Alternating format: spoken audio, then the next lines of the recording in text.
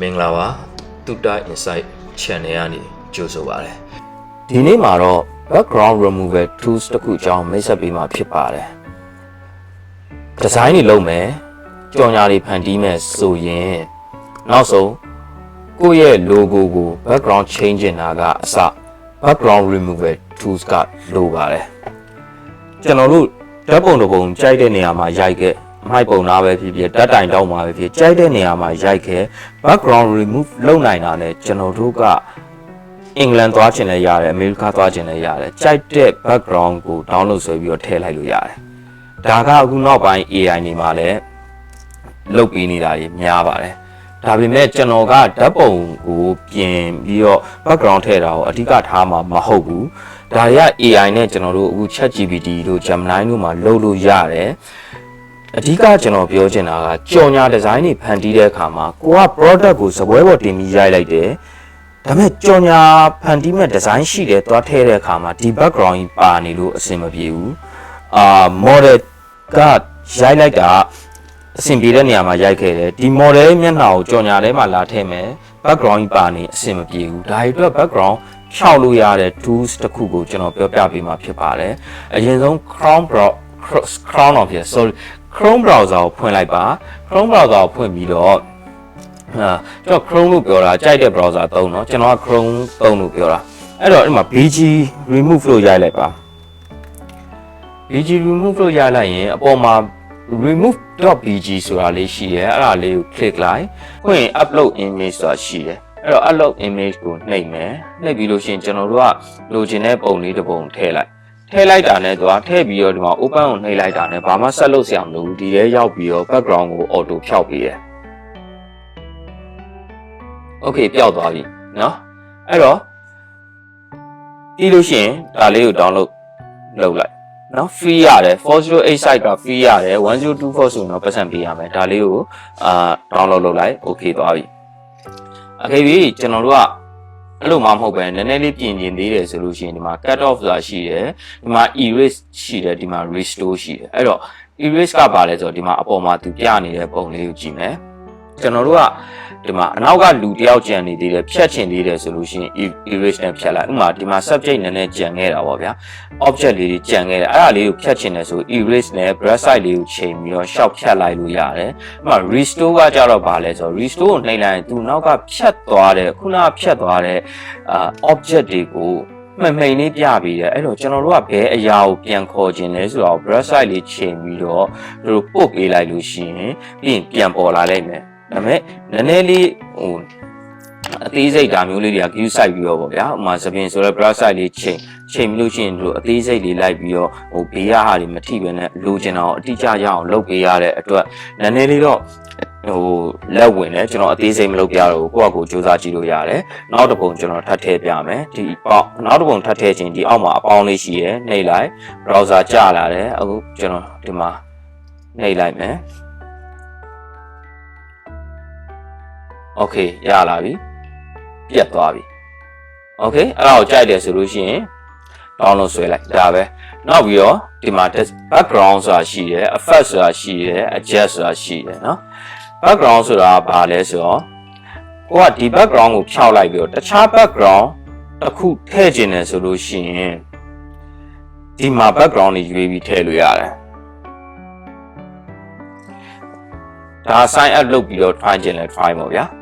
ကျွန်တော်ကတော့ဒီတိုင်းအလွတ်ကြီးပဲ sign up မလုပ်ဘဲနဲ့ကိုက background ပဲဖြောက်ခြင်းတယ်ဆိုbackground ပဲဖြောက်ခြင်းတယ်ဆိုလို့ရှိရင်ဒီမှာဒီ background ကိုပဲကျွန်တော်ဖြောက်တာပေါ့ဗျာဖြောက်ပြီးသွားလို့ရှိရင် download ဆွဲလိုက်ဘာမှ sign up တွေပါလုပ်စရာမလိုဘူးဒီ background input လုပ်ခြင်းတယ်ဆိုတော့အဲ့လိုပဲလုပ်လို့ရတယ်ဒီမှာ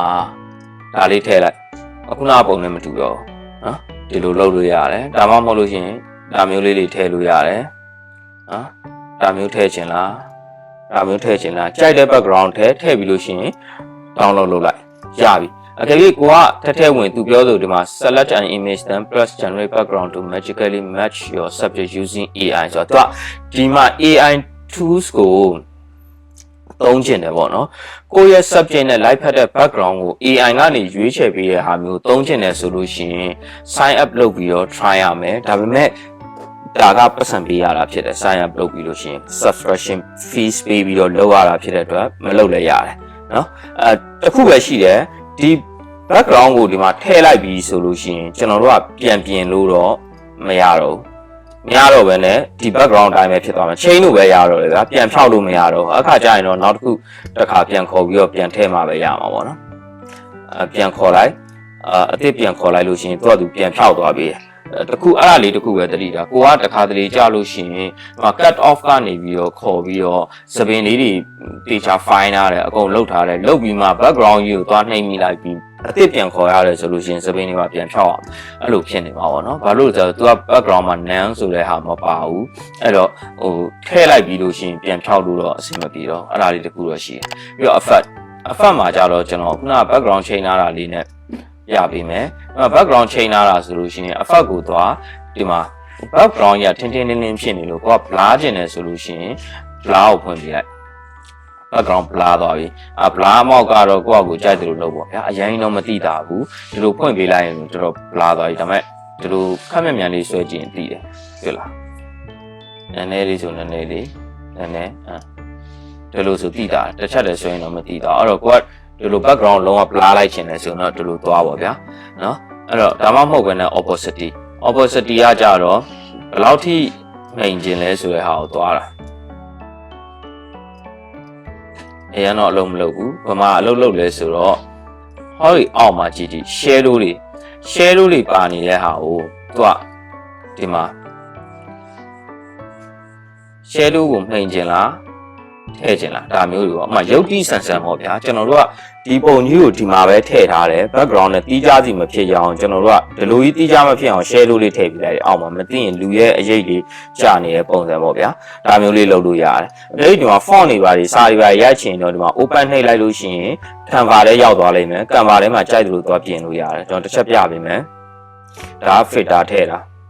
ဒါက background blur တာပေါ့ခုန Canva ထဲရောက်သွားပြီ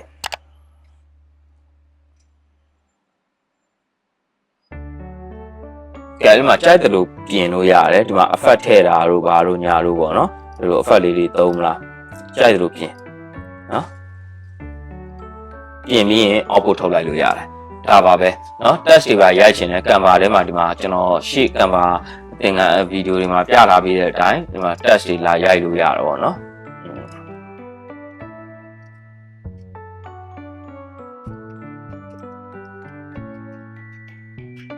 ဒါမျိုးတွေရိုက်လို့ရတယ်။ Okay အဲ့ဆိုဒါပါပဲ